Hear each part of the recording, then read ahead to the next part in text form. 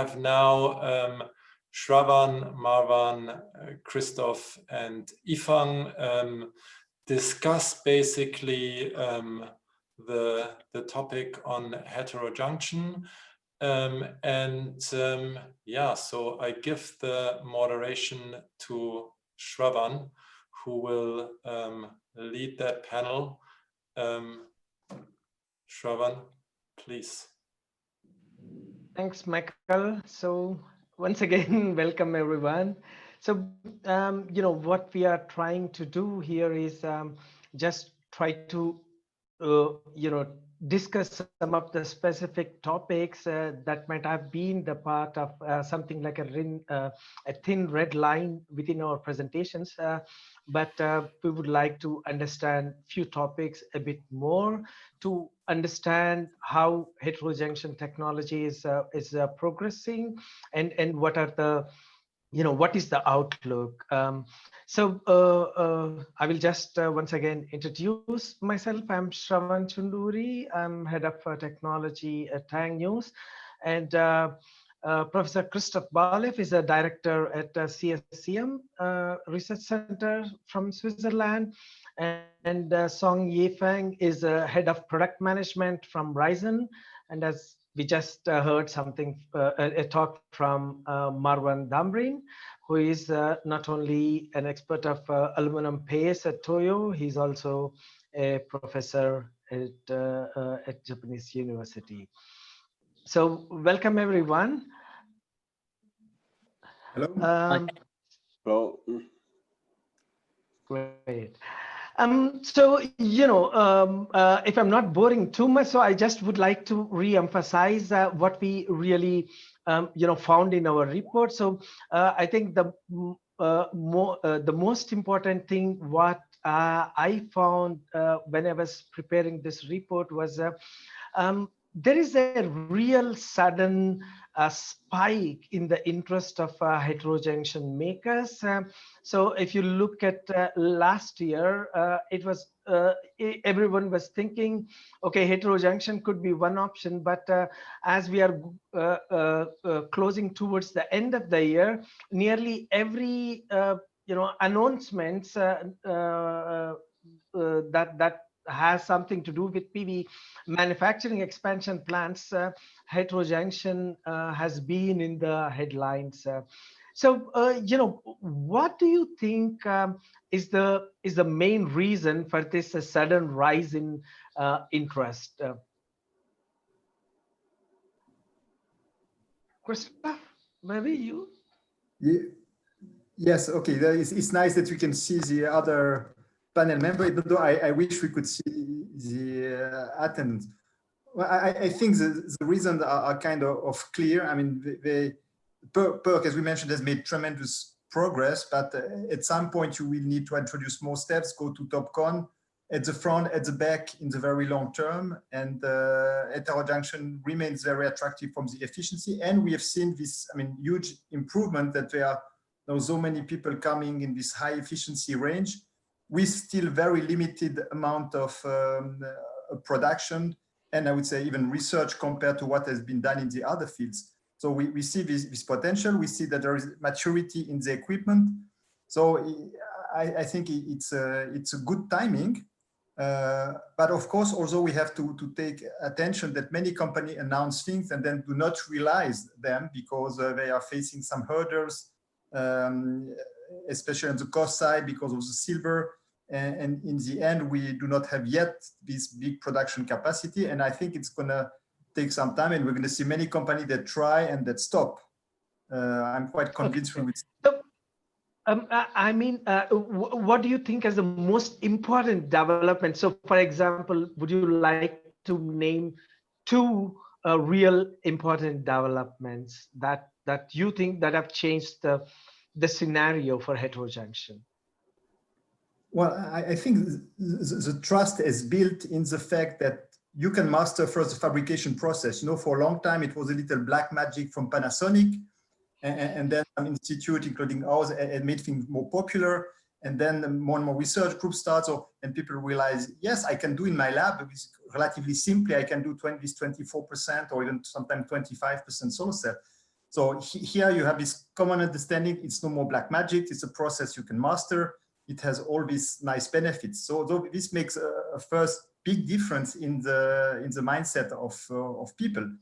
And yes, and with this also cost decrease for the equipment, this is something that's important. And I think now, for me, of course, we've been working in Neuchâtel quite closely with various groups, but in particular with Meyer Burger. And for me, somehow the secret is really in having a good combination of materialization, interconnection, and reliability. To have the three together is something not trivial.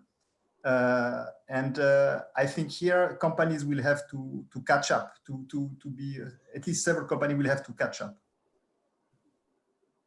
Okay. Okay. Some of the breakthrough are in the metallization and interconnection patterns, but I am not allowed to comment too much on that anymore. Oh, okay. Yifeng, so since now you're also representing the manufacturing segment, and you know, what really attracted Ryzen to kind of you know, jump onto the wagon? You mean the reason why Ryzen want to focus on the heterojunction? Mm-hmm. Okay, I think it's very simple, and also maybe I have already explained in my presentation. From our point of view, that heterojunction cell is the best cell technology in the world, at least in this moment. And you can see the characters of the heterojunction cell, the low temperature efficient, the low temperature coefficient, and the higher bifaciality, and also the no RID, no LETID, and no PID. So everything can give the best power generation to the final customer. And this is one point. Another point, I think the heterojunction is not only a cell for the high efficiency. Of course, it can get high efficiency, but another main issue is that it can be the platform for the next generation cell, the tandem, to get even higher efficiency and to decrease the SOE and to the customer. So I think it's most important. And we think this should be the trend. Yeah. But you know, what I really want to understand is, you know, the high efficiency potential, everything, they were there right from, you know, when we know the heterojunction, at least from the last 5 years, heterojunction actually known to provide higher efficiency. But what really changed in the recent 2 years that more and more companies are betting on the technology? I think most people can consider about that the heterojunction cell I think it should be the trend. Yeah, okay. That's the trend. Yeah. Okay. Marwan, do you have any opinion to share on this? Well, I think that most of the people in the industry couldn't really reach, I mean, higher efficiency. So it's just like the old scenario of, for example, BASF. You are already reaching your maximum efficiency. You are thinking about the next step. So you start like really little lines, even that you operate with loss, but you still can get some money from the government, some projects, high efficiency, stuff like that. And yeah, so just like it is the next step, it's coming, but right now it's not really ready for like competition. Maybe two comments. I think right now there is two attractive channels. One is more the residential market where you want to have nice efficiencies. But typically in Switzerland, the sun power modules sell very expensive, like it's 60, 80 cents per watt, because people want to have a 22.8% module efficient. So this is one market. And on the other market, the big part, if people consider, of course, only the cost per watt, you might have a small difference. But if you consider this energy yield, and we've seen some interesting results. I showed you some results from Hevel, from Reason, and many other reports. If you do things properly, you can get this gain in energy yield. And when you go for auctions on LCOE, then what people need to calculate is the energy yield, is not only the watt peak. And here you can recapture part of the value. And this makes it attractive, at least compared to PERC. TOPCon will also have a good temperature coefficient, so it might be not so much difference with that. And for me, as a researcher, I find that really important that there is not only one technology, but that there are always several technologies that can evolve in parallel. It creates cross-fertilization, it creates competition, it pushes everybody to be better. So in general, this is also good for photovoltaics. And when you have a differentiated product, you can also have something else to sell. And it is also a point for many companies. Absolutely. So actually, you raised a real nice topic. So this comes to application. So is heterojunction ready for the utility scale projects? So of course, earlier it was only the premium brand with premium markets or premium pricing. But of course, there were some companies, for example, I think I have seen Ryzen, they also installed in utility scale. So can heterojunction also join this club of utility scale, or what it takes to go there? Okay. I think I can share my opinion. I think firstly, the heterojunction modules deal with a higher price than PERC. So for the market selection, we need to consider about the rooftop market at first, because the customer for the rooftop market, and they're not so sensitive to the price. And also maybe they focus on the performance, and they focus on the appearance of the module. So that's the one reason that why we develop a totally black modules, black color modules for the rooftop market. But I think together with the cost decrease, and the utility market will be a major market in future. And we also think in future, the heterojunction modules can, instead of the PERC modules, this time should become. Well, maybe I would agree that right now it would not be the preferred choice of people. Yeah. Of course, you can say the rooftop market is a niche market, but as I showed you just with my token, the example of Switzerland. Switzerland will have around 1.5 gigawatt per year, mostly on rooftops, where space is constrained. And if every country starts to go this line, you're going to see huge amounts of this rooftop also being installed. It will not be everywhere the same. So this is going to be a significant market. And second, of course, when you make your first 200 megawatts, it's hard to produce at 20 cents per watt. But now, if you make the cost calculation, and we do a lot of this cost calculation, especially if you are able to reduce the wafer thickness, then in the end, your targeted production cost, even though the capex are slightly high or higher, in the end, you are not that much above PERC, or you can come in similar range, maybe just slightly. Then if you calculate energy yield, on top of that, you will even be better. And if you consider innovations such as copper paste, let's say, then you have a chance to really even break through below PERC production cost. So what is important is how do you bridge this gap to improving these products, going to more volume so that you're better with the prices. But there are no fundamental limits why you shouldn't be as good in terms of manufacturing cost. Except maybe, as I mentioned, the silver costs, which are quite high for several. I saw questions on the quantity of silver. We see everything from people who need 2 milligram per phase to, if you read some of old papers, with smart wire, you can come down in the most extreme case, like to 10 to 20 milligram per phase, which is not yet what is in production, but this is a potential. So you can also be, with some clever approach, very attractive. Yes, and so yeah. Marwan, you are coming from. Sorry, please continue.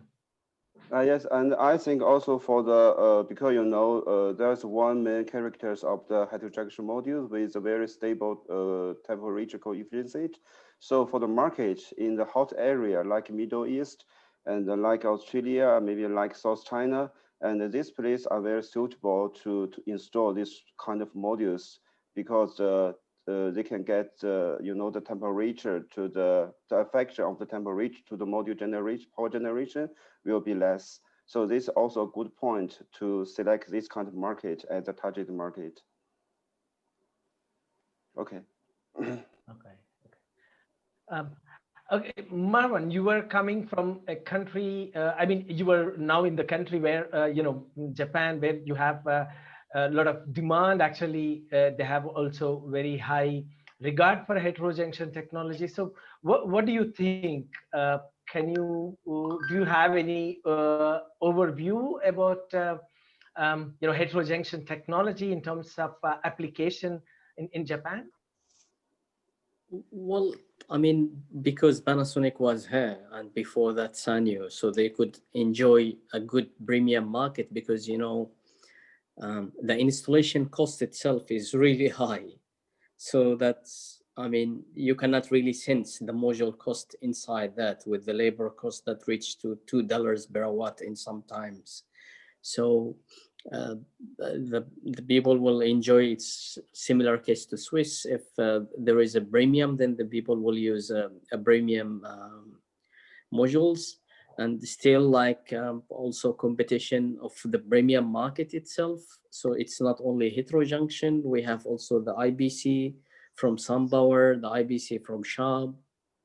So they still really, I mean, take a portion of this premium one.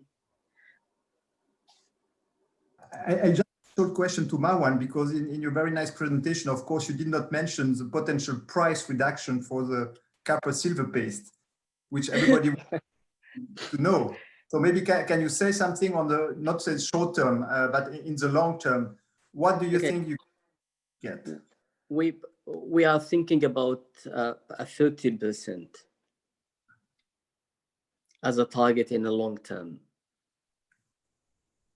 Do you think it's sufficient, or could you even think more? So we could think more than the 30%, but this depends. We need really to work closely with the cell designers and the module, of course, because you can compromise conductivity by changing the base silver coating percentage. So that will just like how much conductivity you would like to have. Are you going to use like more smart wires? For example, if it's a smart wire of 24, then I mean 24 wires, then it's really different from the 9 wires or 9 bus bars. So then you could reduce really the silver and put more copper in the base, and then therefore you can reduce that 30% even more. So it depends on how much conductivity you would like to have. And especially we started now targeting the back because, you know, you have more fingers at the back, and then you can really reduce the cost. Okay. Christophe, since you already you know, led us into the manufacturing, so do you see any key innovations at the research level that can really improve the cost performance ratio of heterojunction technology, you know, at different steps of processing? So wet chemical, I think it's no, so I think my question is really about the metallization, core layer, and the TCO. So do you see anything coming from research that can really change the game or make the deployment of heterojunction really more stronger? Well, it's well, I mentioned a few of the things that have changed, especially in the metallization part. Now there is still a lot of small innovation. There's nothing spectacular. You know, when you start to reach this 24.5%, and this is really continuous improvement. That improving the layer, improving the passivation, improving the cleaning. This is a learning experience that you can do with, in particular, with mass manufacturing. And this is why we see that the best per cell, for instance, they do not come from research lab. They come from companies that can pilot huge amounts of samples. And one use to be able to do that with heterojunction, you can gain something. Now you have a lot of these layers that you can still further improve. You can still further tune, gain 0.1 milliamp, get a lower contact resistivity. So here there is a wealth of literature on things that works very well on the paper. And then you need to be able to transfer that to the production. Although on the TCO side, there is still possibilities for improvement. There is one point, which is the cost of the target, which is really something where also with the volume and dedicated process for dedicated PV target, you have a chance to reduce further the cost. So it's going to be a sum of many small things. And in the very prospective research results that I showed you, where we suppress some dope layers, we replace that by metal, or so far we cannot say yet whether these things will have a chance one day. Some of the efficiency is not high enough. So here's more perspective. So a lot of small ant work to be done to bring things further.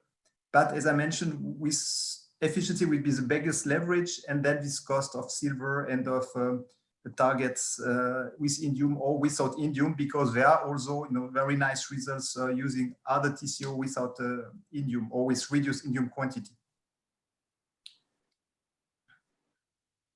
Okay. And Yifeng, so what are the important developments in manufacturing that have the scope to improve the cost performance, for these key steps, from the manufacturing point of view? Yeah, okay.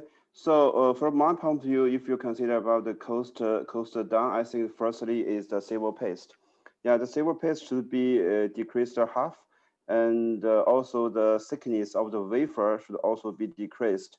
Like what we did in our line now, and we just decreased wafer thickness from the 180 to 150. So this is also a big approach to decrease the cost. And another one is the target material, like the indium. So this also need to be decreased. For the silver paste, I see that to decrease for half, like what we did for the multi-bus by using. For this year, we have already decreased the cost of half of the silver paste. And another one is the throughput increasement, especially for the PCVD machine. And for this is also a way to, because so far for the throughput of the whole line, I think the PCVD, the throughput of the PCVD should be the bottleneck. So if we can improve the throughput of the PCVD, it can also a big approach to decrease the cost. And finally, I think it is also another issue to decrease the cycle time, something like that. I mean that the skillful production can decrease the cost much. So that's my opinion. Okay, but you said you were able to reduce the wafer thickness. So are there any challenges? So for example, of course, if you see the PCVD and TCO process, they are kind of, the planar processes, but still the wet benches are the batch. So where you have the wafers in vertical orientation. So, so are you not facing any mechanical yield issues there, and how is the metallization of these thin wafers? Yeah, I think for the thinner wafer used for the heterojunction, the manufacturing, I think for the machine itself, I mean for every process, for the PCVD, for the PVD and something like that, because it's not so hard to reach it, to can use the wafer. The main problem is the transportation. I mean that from this machine to that machine and all the automatic machine. So this should be the bottleneck for to limit the using of the thinner wafer. So this issue should be solved. Okay. Christophe, do you have any experience, that you can share regarding the thinner wafer processing?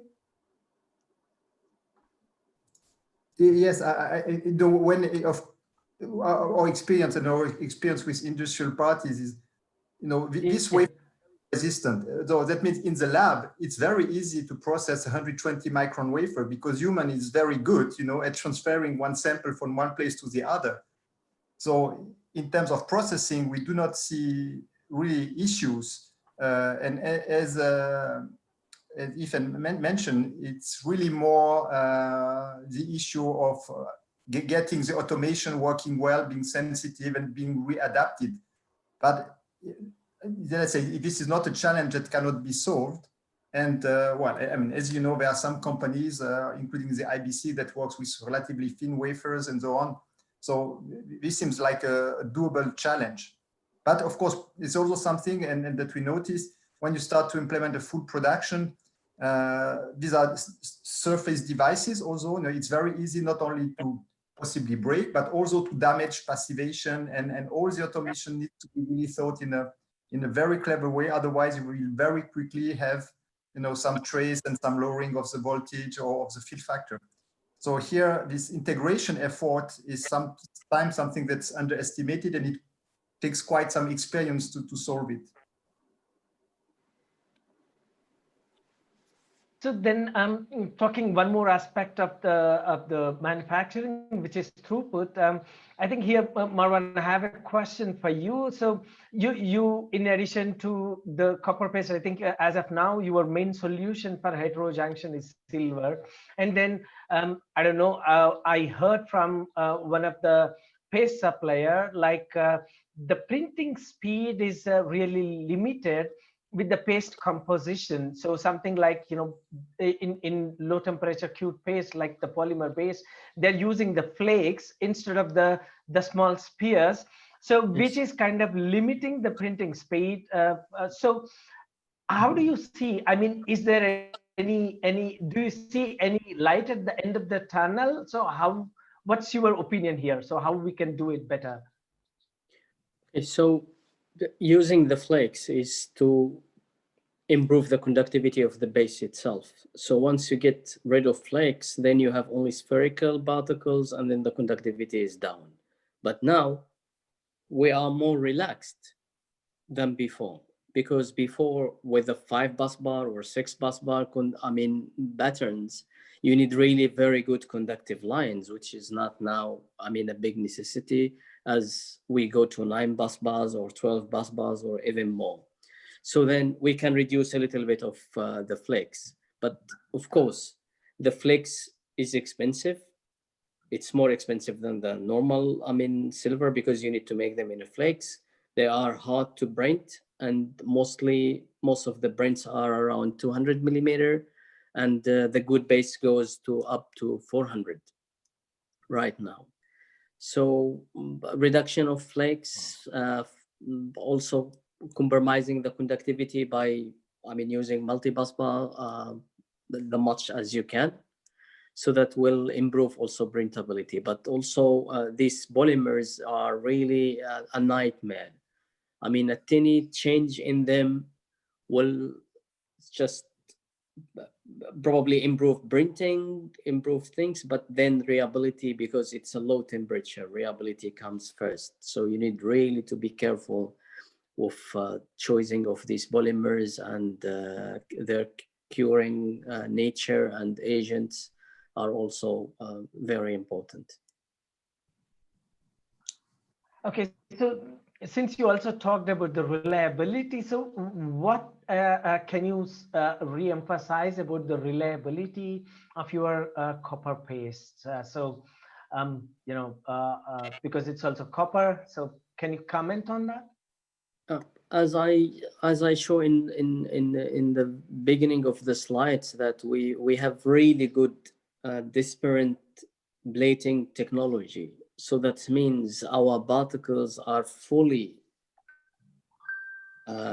plated with silver. So it's fully coated. And most of the base that other manufacturers, they are using copper plated, silver plated copper particles that not fully covered by silver. So when they are subjected to dump heat and other TC, they fail mostly in reliability. So our material, because we do it in-house, so we are very sure about its quality. We use it for other industry purposes. And these particles, as I showed in a slide from CAA, we tested at France in CAA, and the results were really encouraging. We lost the average loss was after TC200 was below 2.5% or even below 2% to be, I mean, precise, if we exclude one of the modules that went bad during the soldering itself, the process itself. So I think for our material, we could see really good results of reliability, and we are continuing monitoring that, hopefully that there is no problems to come. And therefore, we will be really able to dispatch these based to interested companies to test too. Okay. So I think we don't have a lot of time left. So what's really more interesting for me, what I've seen also, that you know, heterojunction is always you know, coined with next generation technologies, you know, perovskites, tandem structure. Then there is also, you know, HIBC structure. So I think this question is to all three of you. Like, you know, what would you think? So heterojunction, will this skip this evolution step of going to HIBC or heterojunction MWT to directly to perovskites? Because perovskites are also improving quite faster. It will take more evolutionary approach. Maybe Christophe, I think you have the utmost insight on this.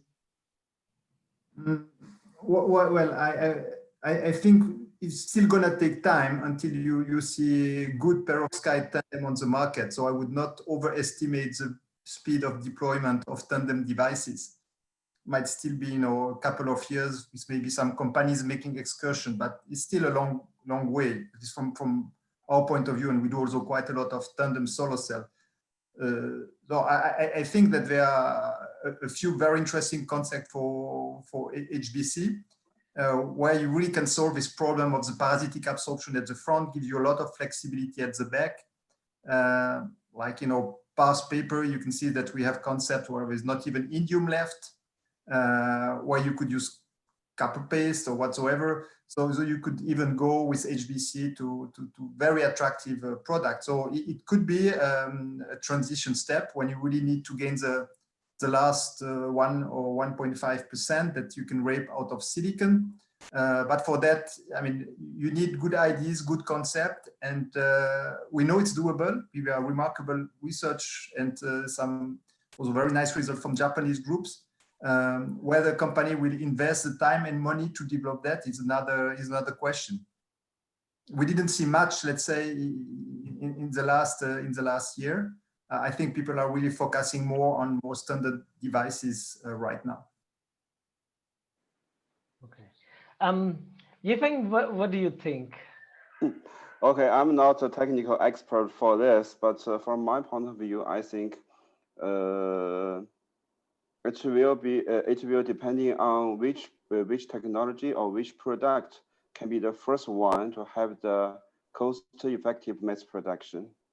I think this would be decided by the market and acceptance for the market. So that's my opinion. Okay. Okay. I have Marwan, a question for you. You are having I have a question for you. So, yeah. I mean, we attend also yesterday's PERC and this 182 and 200 talks, and the industry right now is busy with upgrading the current tools to go to this module and cell sizes, and this will, how long it will take as a lab, because if we don't finish this now, I think the industry is not ready really to jump into the next technology if we just keep into upgrading the current lines to accept bigger wafers. So how much this lag of time that will be in industry? I think, you know, this is also my opinion.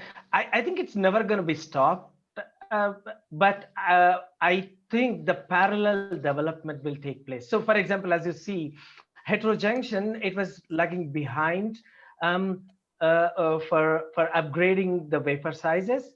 So initially people were more or less settled with M2, but they started upgrading to M6. So they're thinking. So if you see from the machine concept, there is no basic fundamental advantage if you want to move to larger wafers with heterojunction because it's a planar process. So if you have a larger process chamber, you can process. So the megawatt throughput per the tool always remains the same with heterojunction, unlike in PERC, which are the batch processes. So you can upscale and you can benefit. So, but now you see heterojunction is also going into M6, and there are also tools with M10, which is very high throughput. And I think so it will go hand in hand. So first PERC will be the lab mice, I would say. So whatever passes through PERC, it will also go on to heterojunction unless it becomes the the dominating technology. I mean, what I meant in my question is, like, current industry or most of the companies now are busy upgrading the PERC lines to bigger sizes, not to have a barrel heterojunction in such vision of PERC. I mean, not to the same scale of change of equipment. So if a certain, for example, if a company like ICO, where they are the biggest like wafer solar cells, I mean solar cell, not a module, but solar cell manufacturer, they are upgrading their giga lines and making new giga lines in PERC technology. So how long it will take them to take the second move to go to the heterojunction?